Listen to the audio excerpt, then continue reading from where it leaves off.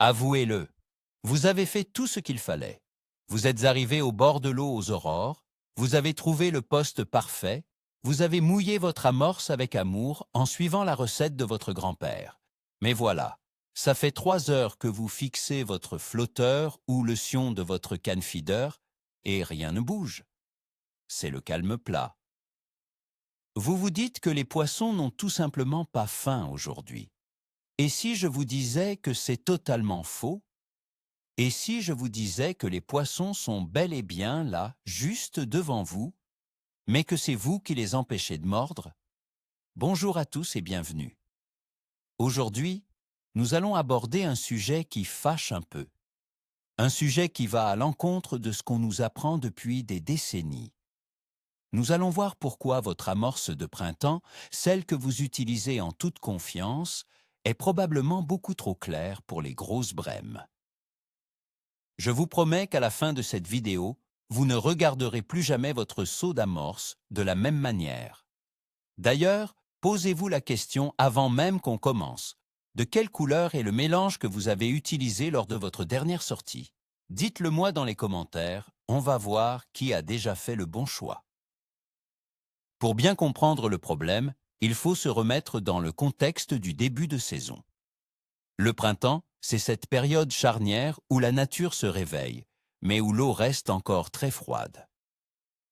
Pour la plupart d'entre nous, la pêche de la Brème est synonyme de beaux jours, d'amorces très riches, collantes, et surtout d'une belle couleur jaune vif ou brun clair qui sent bon le biscuit et le caramel.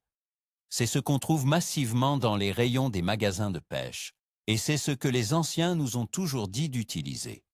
L'idée reçue est simple. Pour attirer un gros poisson, il faut lui proposer un tapis d'amorce bien visible et très appétissant. Beaucoup de pêcheurs reproduisent ce même schéma année après année, de mars à octobre, sans se poser de questions.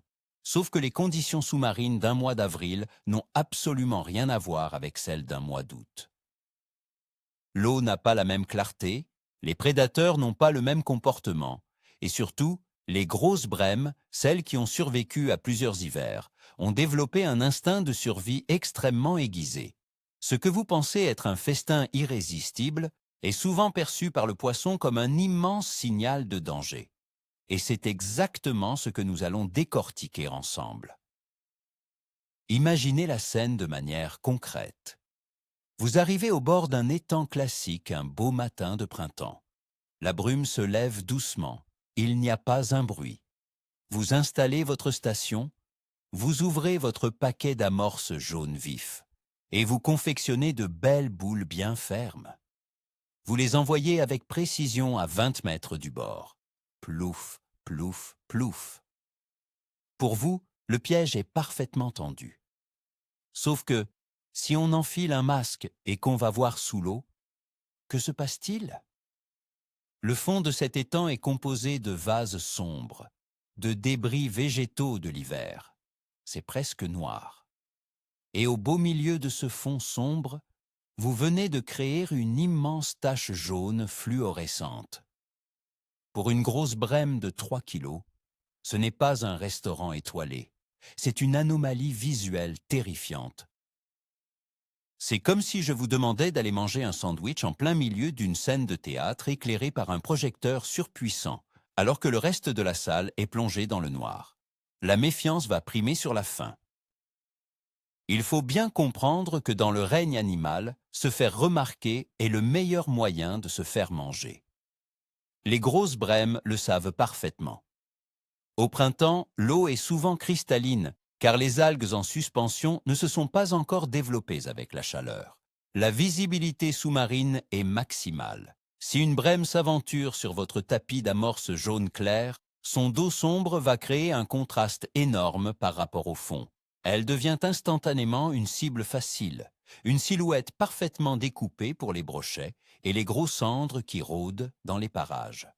L'instinct de survie de ce poisson grégaire va lui dicter une règle simple, ne jamais s'exposer sur un fond clair quand l'eau est transparente. Elle va donc tourner autour de votre cou, s'en approcher à quelques mètres, mais elle refusera catégoriquement d'entrer sur la zone amorcée. Vous aurez beau attendre des heures, vous ne verrez aucune touche franche. Souvent, au bord de l'eau, vous allez remarquer un phénomène très frustrant. Vous avez jeté votre amorce claire et au bout de 30 minutes, vous commencez à prendre quelques petites gardons ou de petites plaquettes de 100 ou 200 grammes. Vous vous dites que c'est bon signe, que le coup s'installe. Mais les heures passent et les gros spécimens n'arrivent jamais. Pourquoi? Parce que les petits poissons n'ont pas la même perception du danger, ou plutôt, leur comportement frénétique prend le dessus sur leur prudence. Les grosses brèmes, elles, ont des années d'expérience. Elles observent les petits poissons s'agiter sur cette tache jaune, elles ramassent peut-être une ou deux particules qui ont dérivé en bordure de la zone, mais elles ne viendront pas se poser au centre de l'assiette. C'est là que l'erreur de l'amorce claire est la plus vicieuse. Elle vous donne l'illusion de pêcher correctement, parce que vous prenez du menu fretin, alors qu'en réalité, vous bloquez totalement l'accès au gros sujet. C'est ici qu'il faut briser ce que j'appelle le mythe de l'amorce à grand-papa. Attention, je ne dis pas que l'amorce jaune et sucrée ne fonctionne pas. Elle est même redoutable, mais en été. Quand l'eau atteint les 20 degrés ou plus, qu'elle se trouble à cause de l'activité biologique et que les poissons sont en pleine frénésie alimentaire pour refaire leurs réserves ou se préparer à l'hiver. Mais au mois de mars ou d'avril, quand l'eau peine à dépasser les 10 ou 12 degrés, utiliser la même recette est une erreur stratégique majeure. Les poissons ont le métabolisme ralenti, ils ont besoin de se sentir en sécurité avant tout. Les habitudes ont la vie dure dans le monde de la pêche. On achète par réflexe ce qui nous inspire confiance visuellement à nous, êtres humains. Mais nous ne sommes pas ceux qui vont manger cette amorce au fond de l'eau. Il faut apprendre à penser comme un poisson qui a froid et qui a peur. Alors, quelle est la solution face à ce problème de contraste? La réponse est d'une logique implacable. Il faut assombrir votre mélange pour qu'il se fonde littéralement dans le décor. Une amorce noire ou brun très foncé est l'arme fatale pour le début de saison. En créant un tapis sombre sur un fond déjà sombre, vous supprimez le fameux effet projecteur. Les grosses brèmes peuvent s'installer sur votre cou en toute confiance, car elles savent que leur silhouette ne se détachera pas sur le fond. Elles se sentent invisibles aux yeux des carnassiers, et un poisson qui se sent en sécurité est un poisson qui va baisser sa garde et commencer à s'alimenter. Je vous garantis que la différence de résultat entre un pêcheur qui utilise une amorce claire et celui qui utilise une amorce noire au printemps, sur le même étang, est souvent spectaculaire. C'est le jour et la nuit, littéralement. Pour obtenir cette fameuse amorce noire, plusieurs solutions s'offrent à vous. La première, la plus naturelle et celle que je préfère, c'est d'utiliser de la terre. La terre de Somme ou une bonne terre de taupinière bien sombre est le meilleur allié du pêcheur de printemps.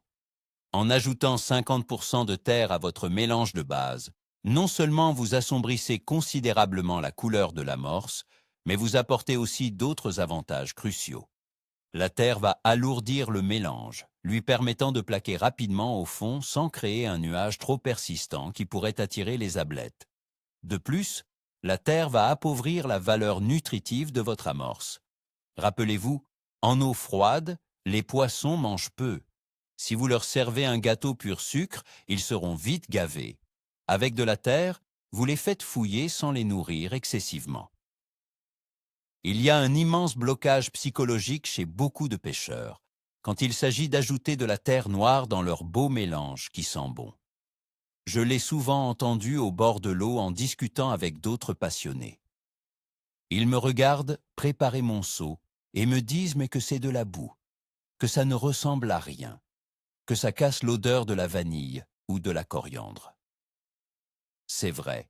Visuellement, dans le seau, ce n'est pas très appétissant pour un humain. Ça ressemble à du terreau pour géranium. Mais il faut absolument dépasser cette vision anthropocentrée de la pêche. L'objectif n'est pas de faire une pâte à crêpes pour votre goûter, mais de tromper la méfiance d'un animal sauvage dans son milieu naturel. Une fois que vous aurez franchi ce cap et osé salir vos mains avec un beau mélange noir et terreux, vos bourriches de printemps s'en ressentiront immédiatement. Une autre technique très efficace pour foncer votre amorce, si vous ne voulez pas utiliser de terre, c'est l'utilisation de colorants spécifiques. On trouve aujourd'hui dans le commerce d'excellents colorants noirs en poudre ou liquide.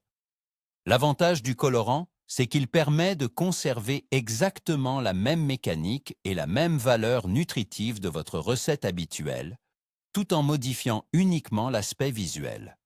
Cependant, faites très attention lors du mouillage.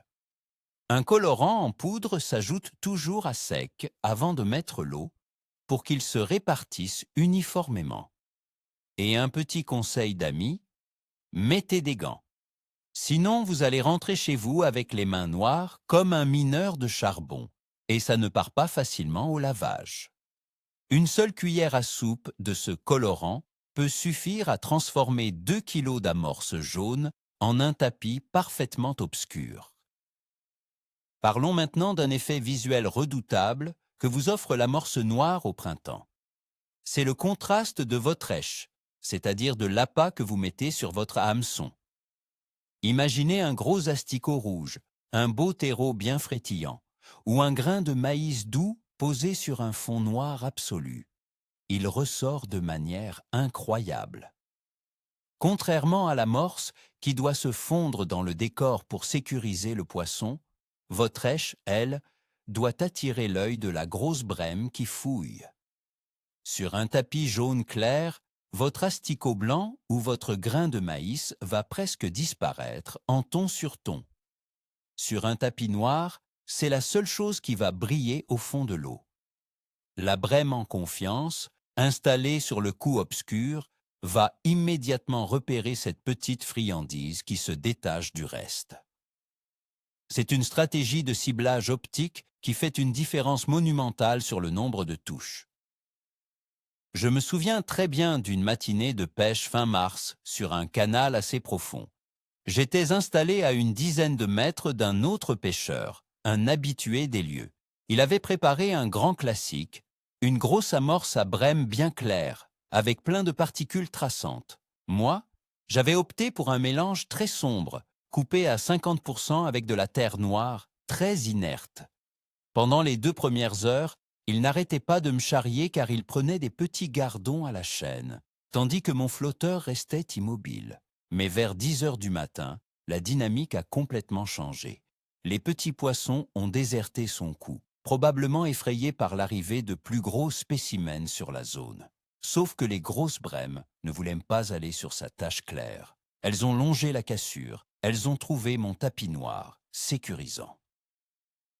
En l'espace d'une heure, j'ai mis au sec 5 brèmes de plus de 2 kilos chacune. Mon voisin n'a plus eu la moindre touche. C'était l'exemple parfait de la théorie appliquée sur le terrain. Il y a un autre aspect fondamental à prendre en compte au printemps, la diffusion des odeurs. Dans une eau à 10 ou 12 degrés, les huiles et les arômes sucrés se figent et se diffusent beaucoup moins bien, et surtout beaucoup moins vite que dans une eau à 25 degrés en plein été. Cela signifie que la vue joue un rôle beaucoup plus important que l'odorat dans les premiers instants où le poisson approche de votre cou. Vous pouvez avoir mis le meilleur additif du monde, le plus cher du magasin. Si la couleur rebute le poisson de loin, il ne s'approchera jamais assez pour sentir votre parfum. C'est pour cela que la couleur de l'amorce doit toujours être votre priorité absolue en début de saison. Le parfum vient en second plan. Sécurisez d'abord la zone visuellement. L'olfactif fera son travail une fois que les poissons seront installés sereinement sur le fond. La mécanique de votre amorce foncée est tout aussi importante que sa couleur. Au printemps, il faut éviter à tout prix les amorces qui travaillent à trop, qui font des bulles et qui envoient des particules remontées vers la surface. Cela crée de l'agitation, ce qui attire immanquablement les petits poissons blancs et peut rendre les grosses brèmes nerveuses. Un bon mélange sombre de printemps doit être ce qu'on appelle inerte. Il doit arriver au fond, s'ouvrir doucement et rester plaqué sur le fond comme un tapis pesant. C'est là encore que l'ajout de terre noire prend tout son sens. Elle étouffe littéralement le travail des farines. Vous obtenez un mélange lourd, collant, qui va tapisser le fond discrètement. La grosse brème est un poisson fouisseur. Elle adore venir gratter le fond avec sa bouche protractile en forme de tube. Une amorce inerte et sombre lui offre exactement ce comportement naturel. Si vous pêchez au feeder, la logique reste exactement la même, et elle est même peut-être encore plus cruciale. Au feeder, on dépose de petites quantités d'amorces de manière très concentrée avec la cage. Si vous utilisez un mélange clair dans votre cage au printemps, vous allez créer une multitude de petits spots jaunes très vifs à chaque lancer. C'est très suspect pour les gros poissons méfiants. Les spécialistes du feeder l'ont bien compris, et c'est pour cela qu'ils utilisent presque exclusivement des amorces de couleur noire ou brun très foncé, dès l'ouverture de la saison, que ce soit en étang ou en rivière. Le but est de vider la cage sur le fond sans alerter le poisson par un flash de couleur. Seules les èches que vous aurez pris soin de glisser dans la cage, comme quelques casters ou des asticots morts, devront ressortir visuellement du tas sombre. Une question que l'on me pose souvent, c'est comment réagir si on s'est trompé? Imaginez, vous êtes au bord de l'eau, vous avez préparé votre amorce claire par habitude, et en regardant la clarté de l'eau ce matin-là, vous réalisez que vous avez fait une erreur. Tout n'est pas perdu. Si vous avez de la terre de bordure sous la main, à condition qu'elle soit propre et sans produits chimiques, vous pouvez tenter de l'intégrer à votre mélange en la tamisant finement. Sinon, une astuce de vieux roublard consiste à surmouiller légèrement votre amorce claire pour la rendre pâteuse et à l'enrober généreusement de terre sombre juste avant d'en faire des boules. La boule va couler avec un aspect extérieur noir.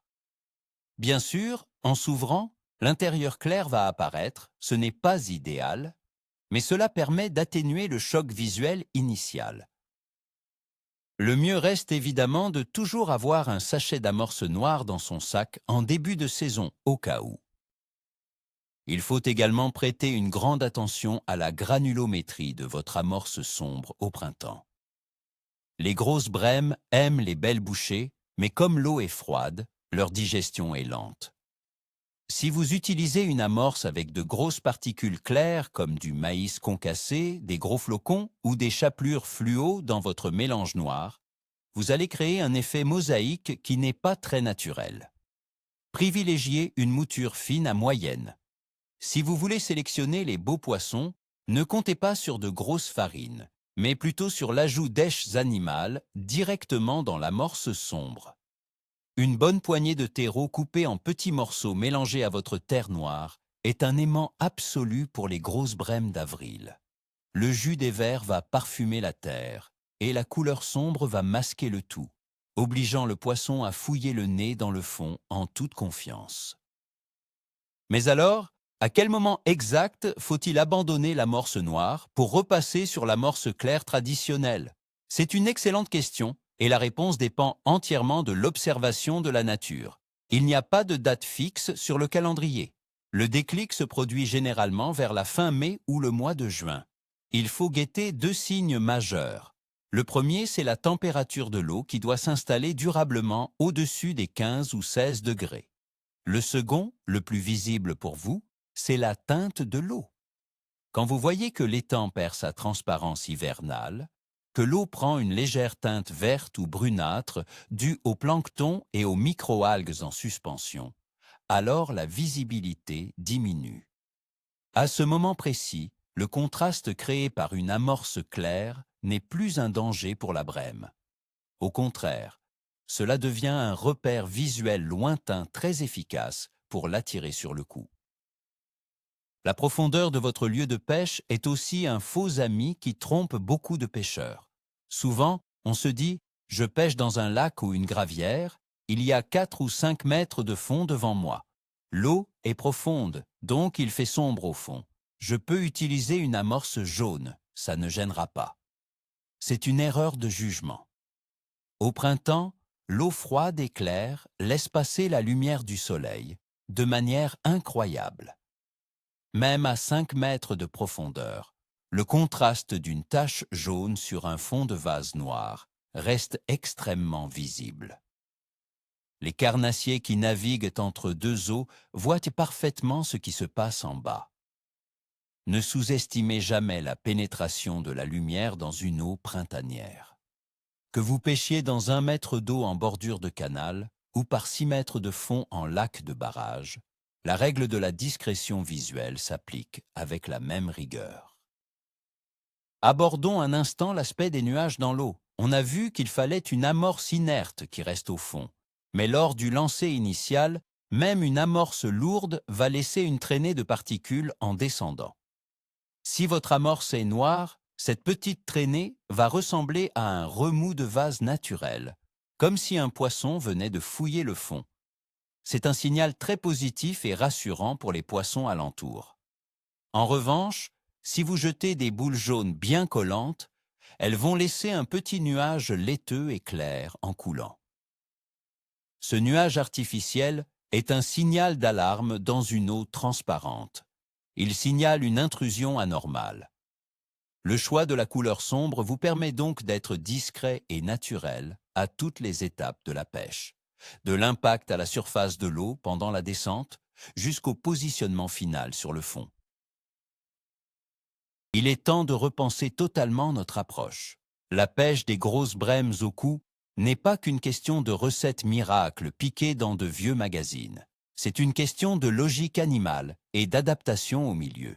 Vous devez devenir un caméléon. Ne cherchez pas à imposer votre volonté à la nature en créant une zone artificielle que le poisson rejettera. Cherchez plutôt à vous fondre dans son environnement. Le meilleur pêcheur de printemps n'est pas celui qui a l'amorce la plus odorante ou la plus riche. C'est celui qui arrive à dresser la table sans que le poisson ne réalise qu'il s'agit d'un piège. L'amorce sombre, couplée à un agrénage précis des choses animales, est la clé de voûte de cette stratégie de furtivité. C'est ce qui différencie une journée frustrante à regarder un flotteur inerte d'une journée où le sion plie sous le poids d'un véritable plateau d'argent. Pour résumer cette grande réflexion sur la couleur de l'amorce printanière, gardez toujours en tête cette image mentale simple, le projecteur dans la forêt sombre.